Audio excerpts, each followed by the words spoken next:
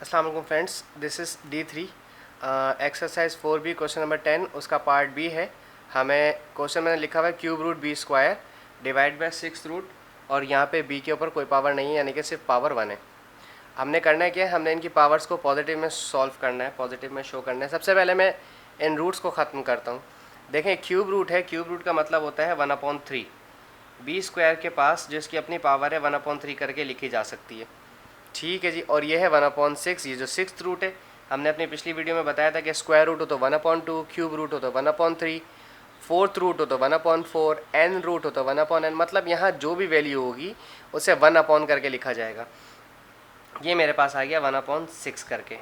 ठीक है जी। अब मैं ज़रा इस ब्रैकेट को खोल लेता हूँ। ये 2 1 ज़ा 2 और अपॉन में 3 एज इट इज़ आ जाएगा। This is 2/3 and divided by b की पावर है 1/6।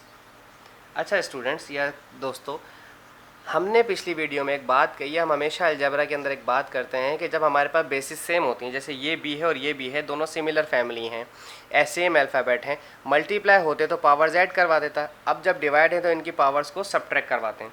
लेट्स सी कि हमारे पास किस तरह की पावर बनती है। 2/3 माइनस 1/6। मैं थोड़ा बड़ा करके लिख रहा हूँ, आप लोग लेकिन ऐसा मत लिखिएगा, ताकि मैं बड़ा इसलिए लिख रहा हूँ ताकि आपको वीडियो में नज़र आ सके। अब मैंने एलसीएम का झंझट ही ख़त्म करवा दिया था। मैंने आप लोगों से कहा था कि आमने सामने मल्टीप्लाई करवाएं और क्रॉस मल्टीप्लाई करवाएं। वैल्यू बड़ी होगी तो फिर हम उसे रिड्यूस कर देंगे, वो हमारे लिए करना ज़रा आसान होता है। 6 3 ज़ा 18 हो जाता है। ठीक है जी। 6 2 ज़ा 12 माइनस 3 को 1 से मल्टीप्लाई किया, 3 1 ज़ा 3। अब आप एक काम करें, 12 में से 3 माइनस करें तो 12 माइनस 3 आपका मेरे ख्याल में 9 बनता है, गलबन 9 हुआ। दिस इज़ 9/18 और पॉजिटिव का ही हुआ।